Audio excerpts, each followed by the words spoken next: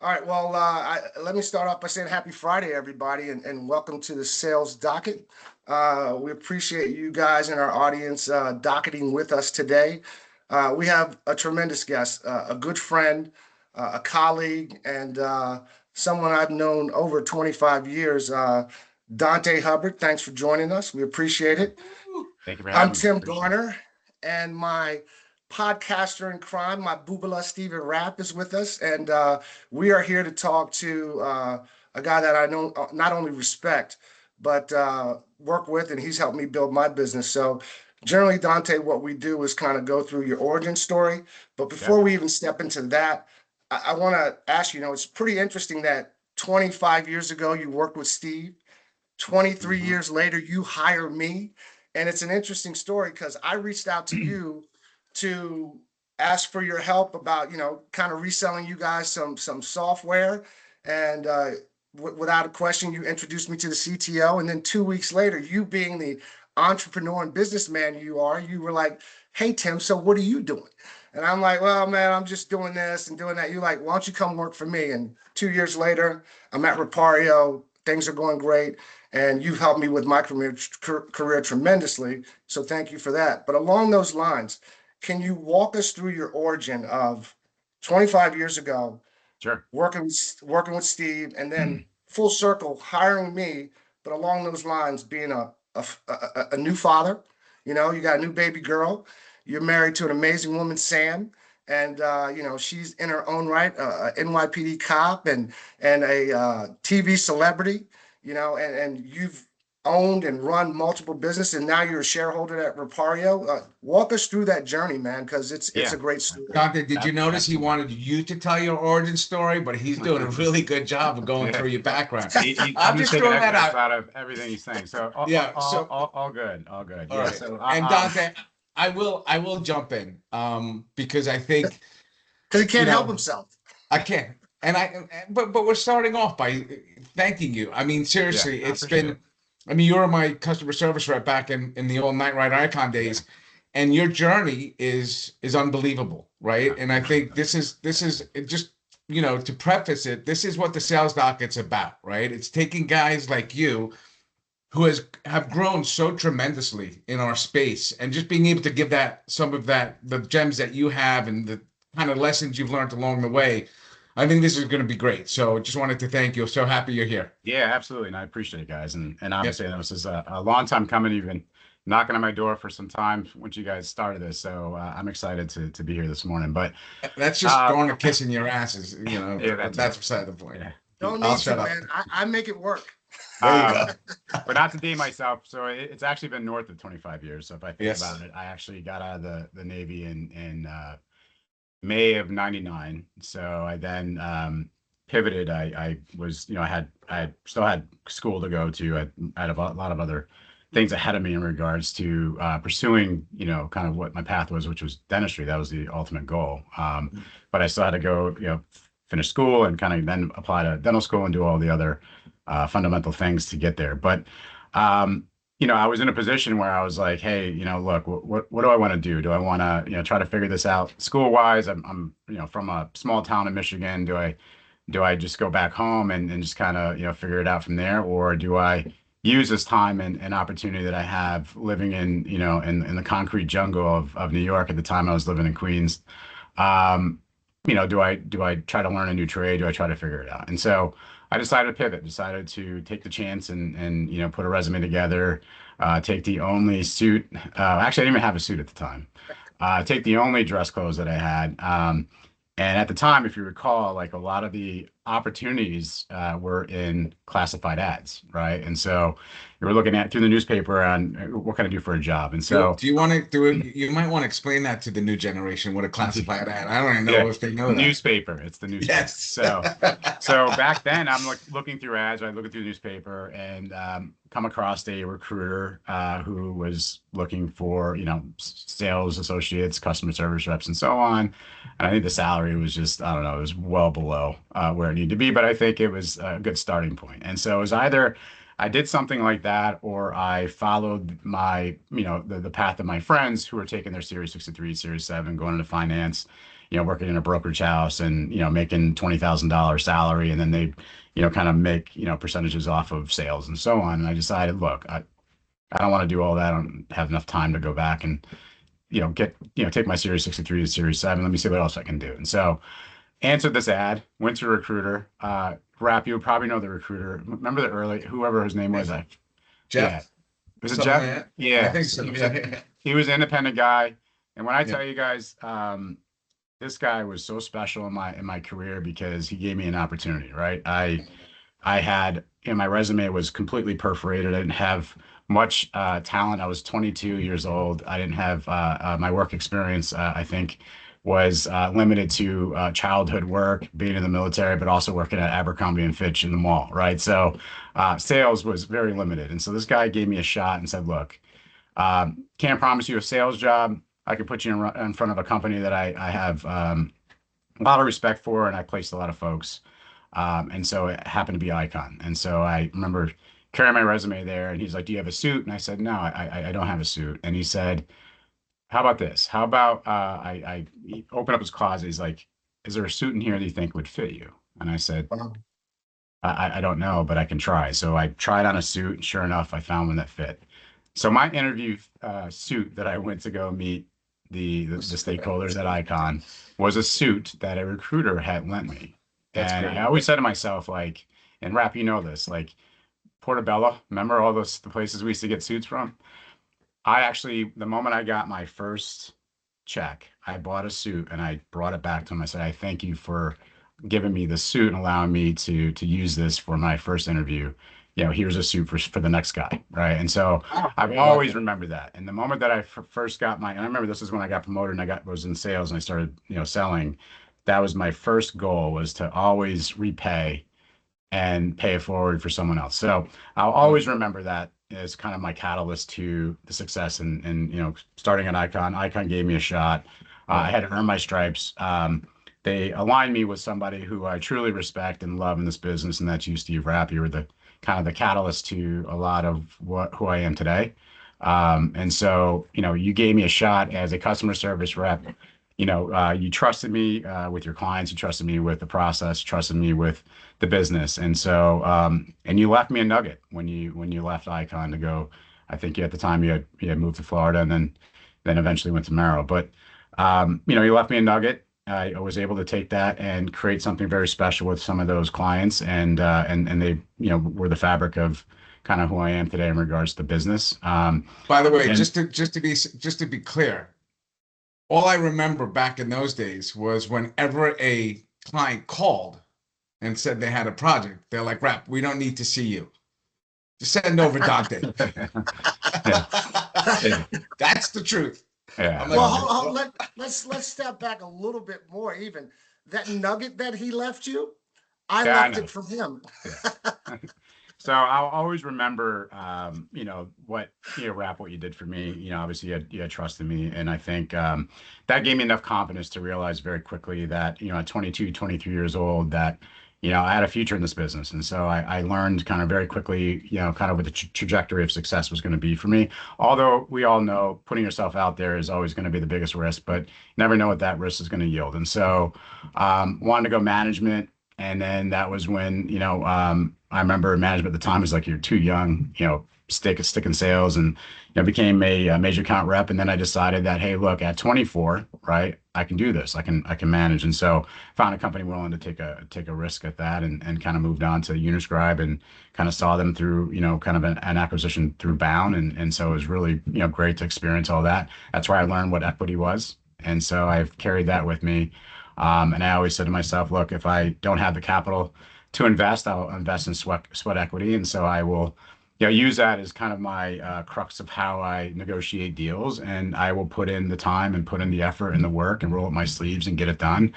And I've always used that as kind of a segue into, kind of building these startups and always keeping that mindset. So a lot of it goes back to, Rap, what you and I have done, and working together, and just like I said, you kind of helping me build that foundation, man. It was really great to learn from you, and really great to experience and see you guys as, selling professionals, happy family guys, right? Pivoting to Tim Garner, Tim was, I think we crossed paths for a little bit there, and Tim had pivoted out. But fast forward, a few years later, Tim was my neighbor in Jersey, and I see this guy just killing it. He's got his golf clubs in his arms every other day, just living life happy. And I'm like, I want that. And so I think looking at the both of you and kind of working with the both of you, it made me realize very quickly, like, this could be my life too. I could be happy, I could be making money, I can have a great family, and just really, be blessed that God has given me all these great things. And so I chalk it up, and Tim and I have these conversations a lot. Steve, we talk about like the past, right, and the things that kind of make us who we are today. And so, so I have a lot of gratitude and thankfulness, for you guys, for the both of you actually. And so, like I said, I think a lot of my career has kind of stemmed from that, and so forever grateful. It's just, I mean, I think Tim and I, we were talking about this also, just about you, like, to see your growth has just been incredible, right? I mean, I do remember when you came on, you were kind of a little shy.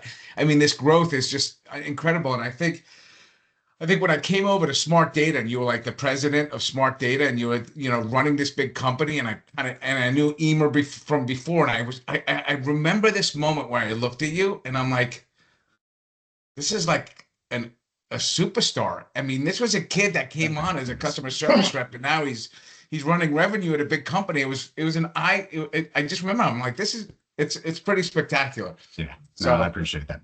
And so I guess to kind of round out the career piece. So obviously I've been, kind of in the kind of startup and build them to acquisition, and obviously doing that from from an ELT standpoint, running the companies and/or contributing from a revenue standpoint. So it's been exciting. Like I said, this is my fourth one doing this. I'm chasing 50 this year. It's crazy to think that I'm a father. I'm a father of a 5-month-old daughter and a 4-year-old son, and they do keep me young. And like I said, I am blessed to have an amazing wife and have amazing kids. God has really done something special for me. So, but again, I have a lot of fuel left in the tank, and it's exciting, right?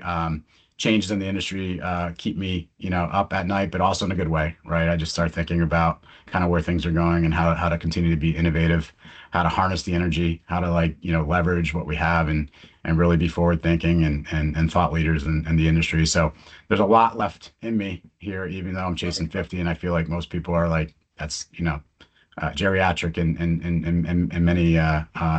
many folks' eyes, but I feel like I'm 25 again, so it's great. So you still look 25, you bastard. Yeah, I have one thought, and then I have one question, and then I'll pass it over to Rep. So I remember once I got hired by you, and Rap, you probably remember this. I called you and I said, yeah, dude, I'm working with Donte, and I had been out of the space for a little bit, and I remember the conversation of, look, dude, I'm going to need help with this stuff because the industry has changed from where I was. And I remember you saying to me, Donte, don't worry about it, man. I'll be on calls with you. I got you. I know this stuff. And after about 4 or 5 months, me and Rap were talking. He's like, how's it going? I said, I'm working with Donte. I said, I had no idea how smart the guy was. I had no idea. I am literally learning stuff, not just about the industry, but about business. And that's kudos to you, man, because you have taught an old dog new tricks. So I appreciate that. But along those lines, let's go back to Icon in '99. And you started your journey in the legal technology as an account manager. So how did those early days help you from a foundational sales approach and shape, the situation that you're in now? Yeah, I mean, look, there's other folks, and Rap, and Tim, we've both worked with some really special folks in this business who, we're back in Icon. I think they use that as kind of a starting point, and then they went off in their careers. And I found myself working again with Kaplan, right, Steve, Kepler. So and basically, you cross paths with those folks who were kind of that, huge, part of your success, right, and the foundational level. So for me personally, on the sales side, I mean, look, sales are sales, right? I think my success in sales really was more on learning to not sell to people. Everything is relationship driven, right? And so we all understand that. But there comes a point where consumers and buyers of what we sell and our products and our services just no longer want to be inundated with sales folks. And so we have to start to pivot and start to learn how to truly build a strong relationship. And so I think stopped selling in my 20s, my maybe early 30s, and started pivoting more to a consulting kind of approach where now I'm solutioning problems and really listening to my clients, not trying to sell them something they don't need, right? Most organizations to this day, most law firms still perforated in many areas. How do I help solution and kind of close those gaps? And so I think for me personally on the sales side, I just pivoted. I decided that I no longer wanted to be the sales guy hammering and calling and calling and calling and why not, why not me? And I'm better than this company. And look, there's a lot of great companies out there. There's a lot of smart folks out there. There's a lot of unique products, but it's really just taking what you learn from your clients, having a different approach of consulting, not looking at the monetary value of what that conversation is, taking the numbers out of the equation, and really just focus on what is important. And that's trying to solution something that I think folks are looking for versus trying to sell them something they don't. So, and that's a pretty interesting pivot, Donte. I mean, where did that come from? Like just observation, just I think observation, and I also think we're all human beings, right? We're we the collective here on this call, we're consumers of other things, and we buy and what I mean. Listen, when you get phone calls from people all the time, or you're getting hit up from in an email or a text message, and you're like, what is this like? I mean, we gotta put ourselves in the position of our buyers and our consumers, right? And it's the same thing. We're human beings, and so we want to just. I think sometimes we take the human element and how we act as human beings out of the equation when we're thinking about sales, right? And we're thinking about how do we sell this person. So for me personally, I think it was early on in my career, probably late 20s, maybe early 30s, where I decided that. Look, sales is sales. I get it. We're tied to numbers, but how do I differentiate myself? How do I make it seem to the market, to my clients, to my buyers, to my prospects that I'm non-threatening, that I'm somebody who's going to be a partner versus a sales guy? And was that through was there a book? I mean, was there something that you read, or just kind of looking at the process and the way you've been? It sounds like it's more introspection. It is. It's more internal. I mean, look, externally, yes. I mean, do I read books? Absolutely. Do I take excerpts out of books and use it in my day to day? Absolutely. And there's a ton of them, right? And I think if you can you extract some of that information, you aggregate that information, you come up with something where it's you and it's genuine. You apply it to life. I apply that not just to business guys, but I also apply it to my personal life, my family life, my friends. You name it, right? And so it's not just isolated to sales. It's like I live that, but through my life. So through my lifestyle. And I think you mentioned something earlier I thought was really interesting. Because early on you understood that you wanted to get into management. And by the way, I've tried my hand in management and I know it's not for me, right? I'm a sales guy. I will be an individual contributor or a CRO or whatever the case is, but management wasn't a thing for me. Where did that come from? So I kind of saw, we had great, strong managers, right, growing up in our careers and our companies that we started with, and I can name names, and they're all still, some of them are still in the industry, and they're really great, right? And I learned a lot from them. Right. And I also learned things that I didn't want to be if I were to ever be in some sort of managerial position. And so what I was thinking was really kind of self-serving in a sense where like, hey, if I can take 10 Dantes, green, young, hungry, full of fuel, but have no direction, right? How do I help them, right? Because keep in mind, when we come from these bigger organizations, right, tier one is tier one, tier two is tier two. And so from a management standpoint, you're always looking to feel and hand the ball off to the tier one, right? Let them get it to the finish line. They're the ones carrying the revenue. Tier two, how do I help develop them, right?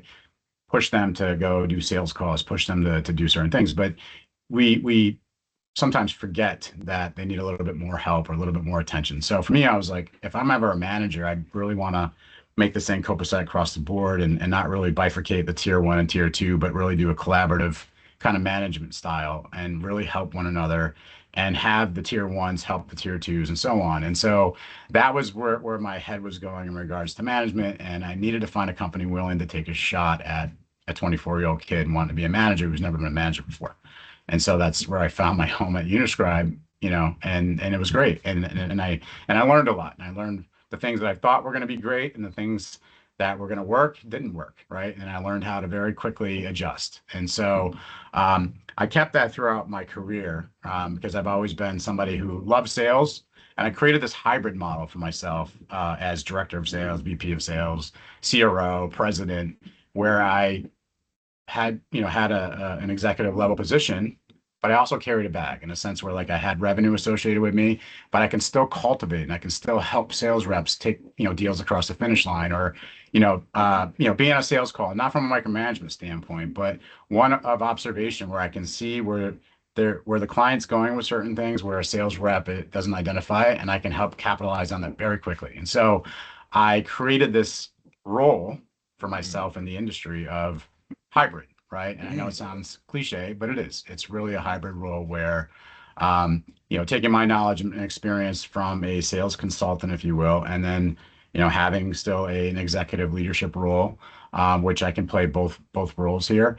But it's a value proposition and having the experience, but also being able to help cultivate sales reps in addition to still being a key member with a voice, say having a seat at the board at the board table. So and keeping your teeth sharp, right? I mean, it's interesting because when absolutely. you go into management, you kind of lose that piece, right? Yeah, absolutely.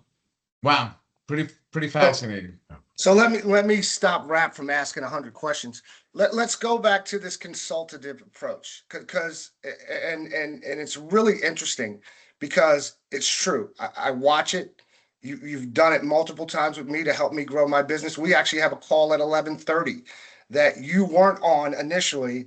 And when I talked to you about this opportunity, you was like, hey, did you think about this? Did you think about this? Did you think about this? Let's jump on the call together. So thinking about that, at your mid-20s, what made you think about let me change this because it works. It's grown my business, our business, Repario's business. What was the thing that made you decide to do that? Yeah, and answer that in the respect for these kids that are coming up in this world right now, right? Yeah. And it is, when you start out, it's about selling and you're just throwing things at people. Yeah. For the younger generation, how do you shift from that? Yeah, I mean, look, it's the younger generation they have a different mindset in regards to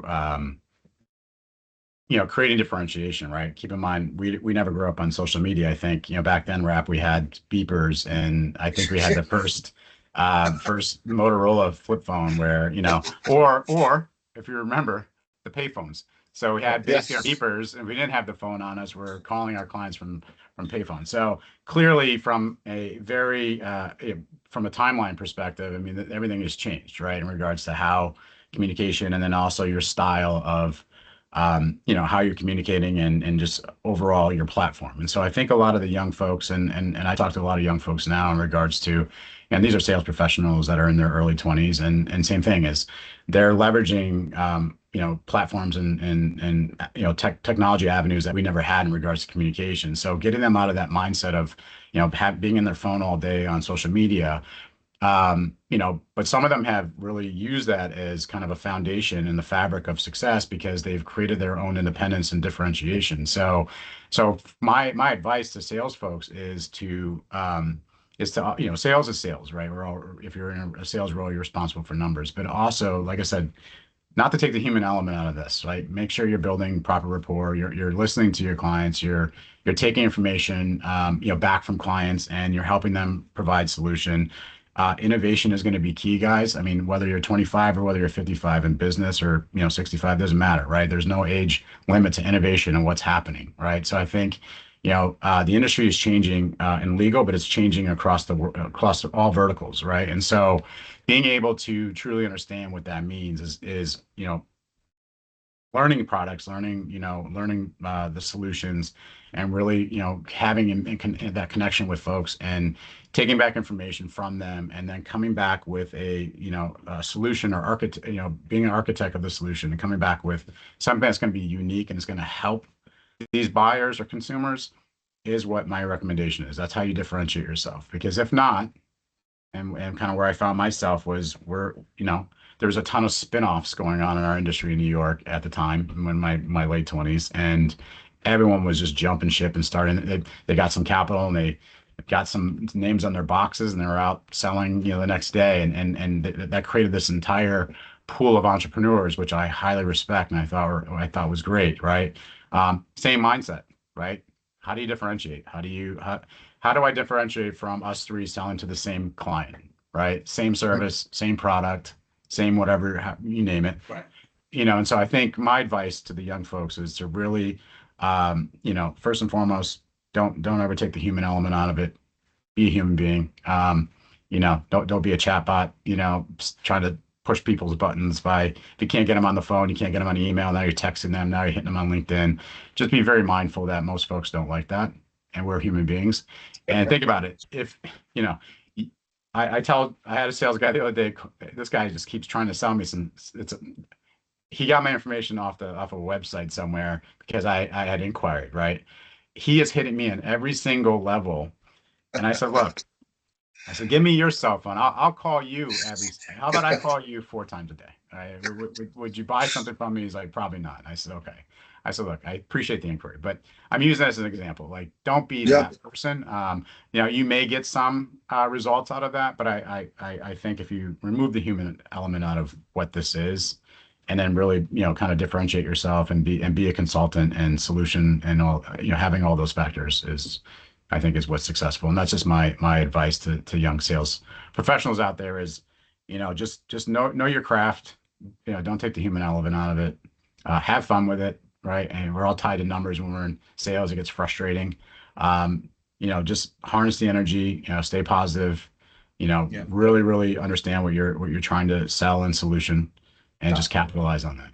I have a question for you, because I think it's interesting, because I think when you started at Icon, it was paper, right? I mean, it was just paper, Yeah. Right? We were going and picking up boxes, and it's just changed over the years. It's a lot more complex, right? So as we have a unique opportunity. You're the first person that's actually running a team, or run a team. We've spoken to direct salespeople, but when you start looking at kind of motivating a modern sales team on a much more complex marketplace, how do you do that? I mean, because some people are remote, right? I don't know how it is at Repario, but there's remote, there's not an office. I mean, back in the day, I've always encouraged my children to be in an office, because you can rub shoulders and you can go talk to someone if you have a question. It's just changed so dramatically today, right? Yeah. How do you manage that? I mean, I think, me personally, and not to bring it back to myself and how I feel in this scenario, because I think it's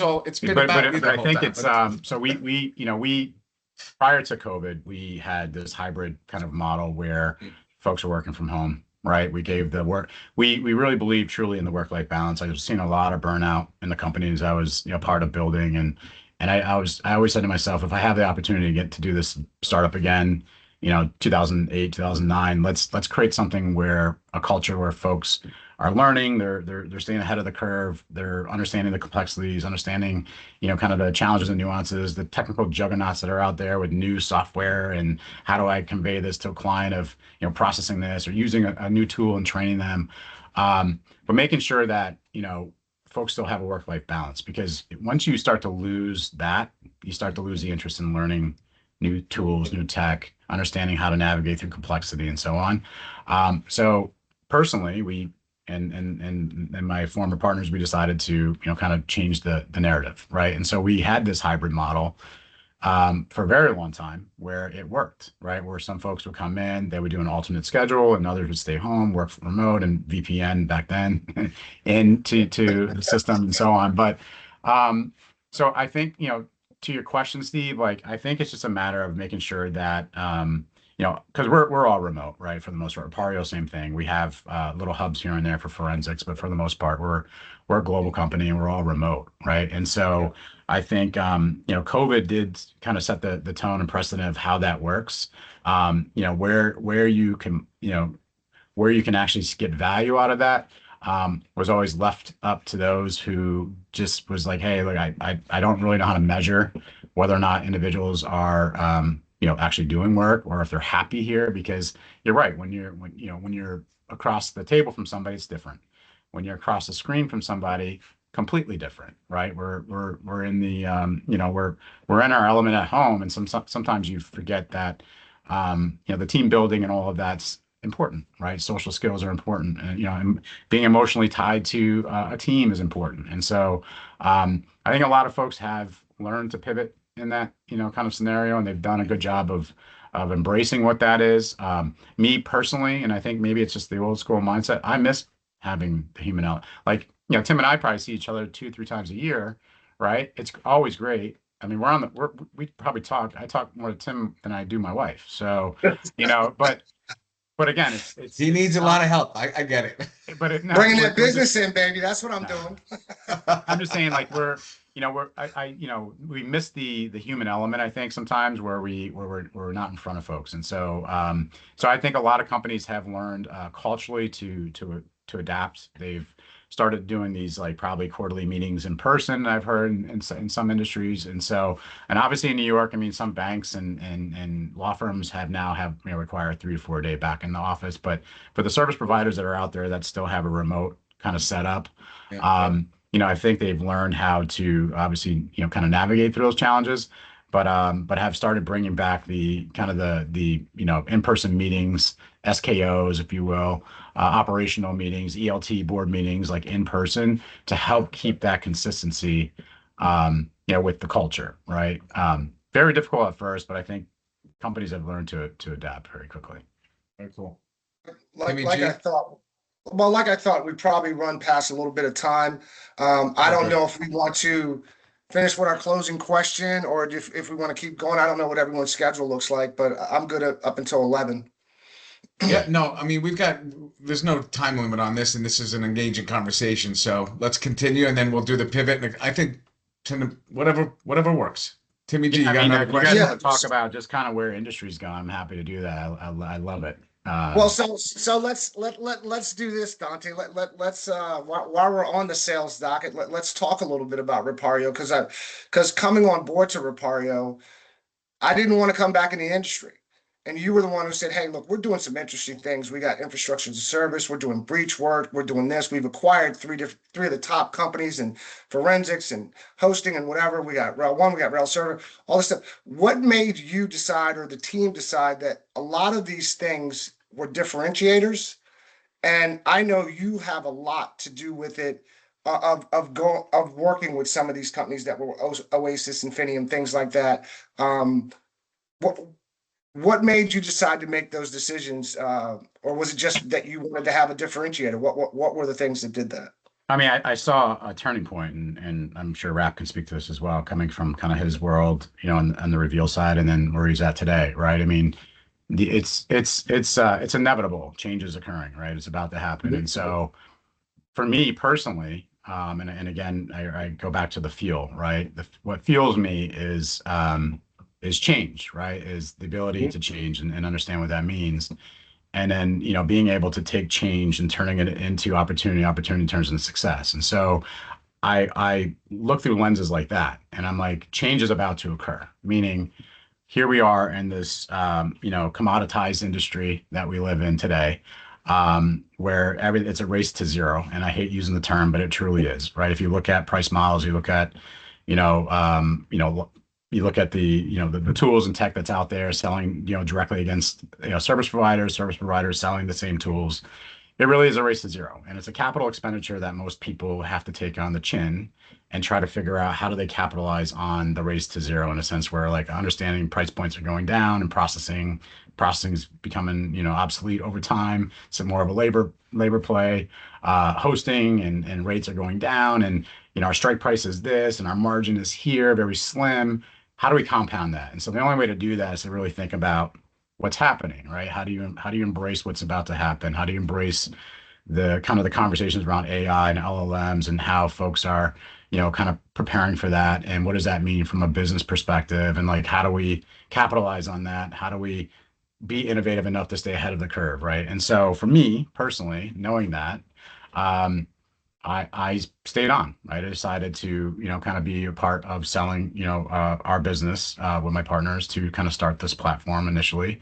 And then others had followed suit, and we acquired a few more, and we'll continue to acquire a few more. But I stayed on because I'm like, this is a great opportunity to create an ecosystem that many of us in this industry haven't seen before. And Right. again, I'm not touting that Repario is the best company out there. I mean, look, at the end of the day, if you were to compare apples to apples, we're similar to some, we're better than others, and we're just as good as most, right? But there are some key differentiators, right? And I think for me personally, and the reason why I solely believe in what we're doing here, I carry this flag is really because there's opportunities right now to do something that's unique in a sense where, and again, goes back to listening to clients and really deciphering like what their ask is versus what the need is, and then really coming up with a solution. So AI is big. It's going to happen. The days of lifting and shifting large data sets in the next 15 to 24 months, in my eyes, personally, and this is not coming from market research, but I can tell you, conversations I have with stakeholders, law firms, and corporations, that's going to change. And that's going to change the trajectory of growth for independent companies out there who solely bank their numbers off of data, right? So for me, it's like, look, we have an opportunity here with an amazing platform that we created to go out and create programs and solutions and really embrace the technology and do something unique in regards to AI. Leverage the AI tech that's out there, build a process around it with technology, go to market with that, educate project practice support folks on the law firm side who have been just solely inundated with just processing data all day and being PMs, educate them on what's happening, create something special, a model that they can use and leverage to create return on their investment. That is what excites me, right? And so I stay here, and I'm very humbled and very honored to still be a part of what this is. But I stay here because it's something that is special to me in a sense where I know that I see what's happening. I'm harnessing the energy. I'm educating our folks internally. I'm educating our sales folks on what's happening when they're having conversations with folks. And just really creating something that I think is unique, right? And so for me, Yeah. personally and professionally, this has been, the reason. This is one of the key reasons why I stayed. Yeah, it's fascinating that you say that because I see you ready to burst, Rap. no, I know it's When he I started talking. I mean I literally this morning was writing a LinkedIn post on the strategic inversion, like how the market is just absolutely changing and people are still fighting it, but it's coming, right? It's you can't run away from it. But I think there's always been one book, and I tell my kids about this all the time. Um, and it's Who Moved My Cheese, right? And I think we read Yeah, it at Icon, we did. right? No, that was our sales.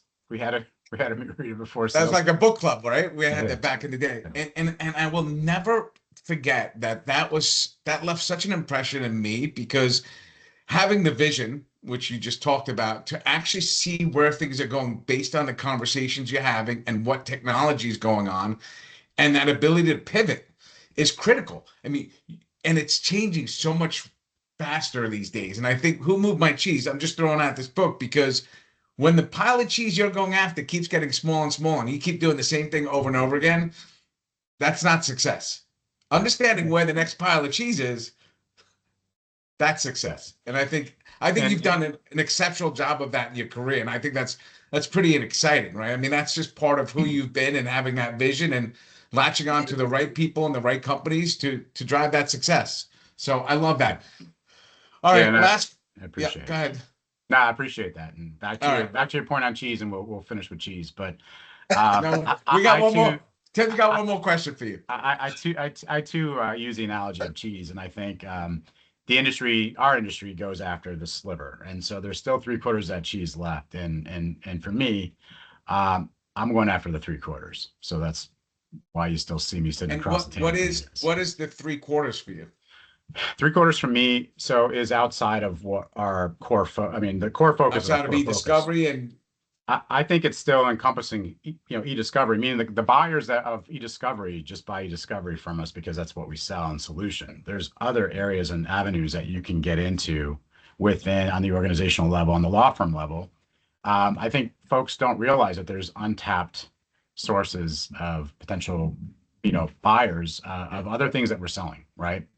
And so to me, the 3/4 of cheese is one that I still go after, as much as I still go after that sliver, and we're all kind of, getting crumbs here and there, but there's still 3/4 of cheese left. And that's where my head's at.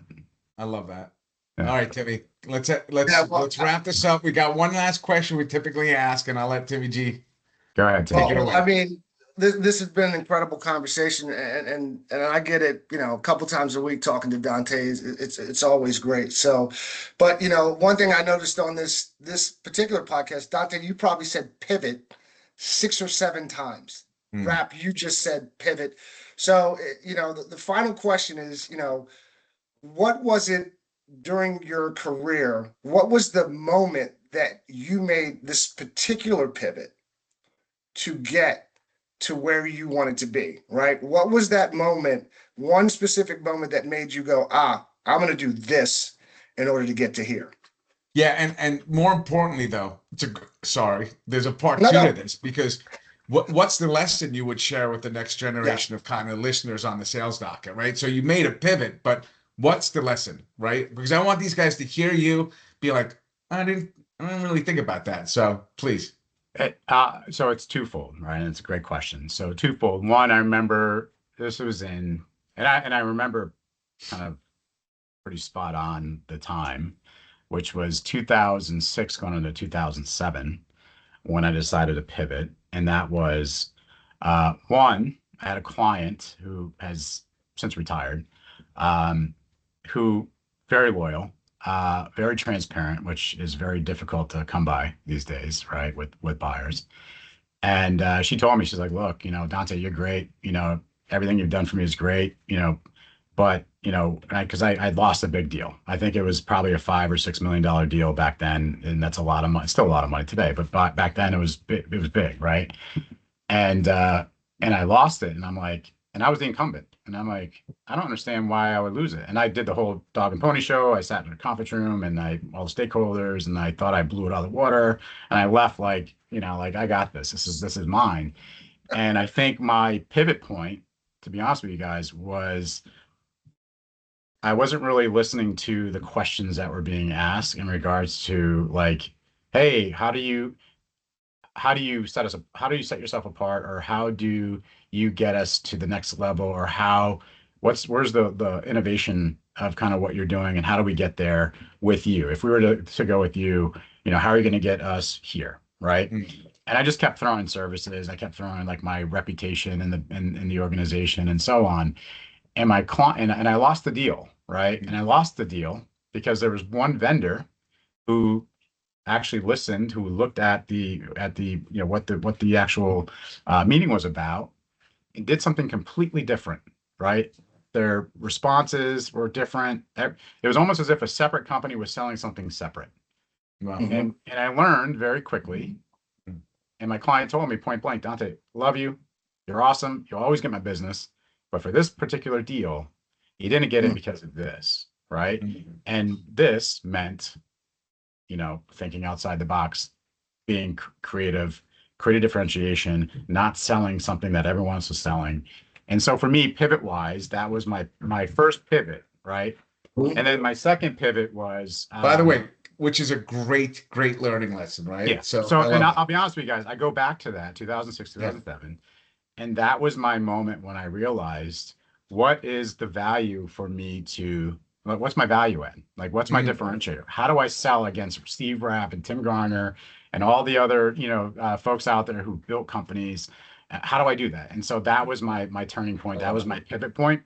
And then the second piece, which is kind of the backside of it, was the equity side of it. And that was when I was seeing folks, out there building businesses, and they're talking about they're selling and they're second bite at the apple and they're exiting. And I'm like, wow, they don't even really do a lot of work, but they're over here making all this money doing all these great things. How do I be a part of that? And so I think 2006, 2007 was my mindset had changed. My entire process of how I communicate with folks changed. My eagerness to learn new technologies, to learn, like most sales reps just go out and sell things and they're really good at selling things, but they don't understand what they're selling. So I'm like, I need to learn that. I need to be a project manager. I need to be an operations person. I need to be at the time, a document scanner. I need to know all of this so I can go out and actually, do something that's going to be a differentiator, and also learn from a business perspective. Like, selling services all the time and the same thing, and just because you have a great reputation is not going to get you across the finish line all the time. So that was my turning point, guys. Yeah, that's when I realized I need to change the narrative. So, fantastic. Yeah. Hey, Donte, this has been longer than expected, but fantastic. Hey, listen. I think tips like rap, we might have to do a part 2, and I'm kind of feeling it because there's like 10 other questions I have for you. Listen, guys. I mean, listen. Let's do legal week. Let's get together. Let's hug it out. I love you both. Sure. But let's talk about maybe down the road you guys want to have me. Let's talk. Maybe we can have just a couple of talking points in regards to kind of where things are going. I mean, look, the industry's changing. I think we're going to see a lot of mergers, acquisitions taking place. There's going to be some folks that just aren't going to make it from a cash flow perspective. And so change is coming. It's going to happen. And maybe we do this at the end of the year to kind of see what shakes out. But ideally, I'd love to be, kind of a part of this one more time if you want to talk about substantive stuff and really something that can echo across the market, that can help your viewers understand kind of what's going on and decipher and kind of unpack and digest a lot of the change that's about to occur. So I'm happy to do it. Absolutely, man. Well, Appreciate the time. This has been great. Sales Docket, wrapping up with Donte Hubbard from Repario, Tim Garner, Steve Rapp. Appreciate everybody's time. Fantastic. See ya. Thanks. All right, take care, Di. Talk to you. See you at 11.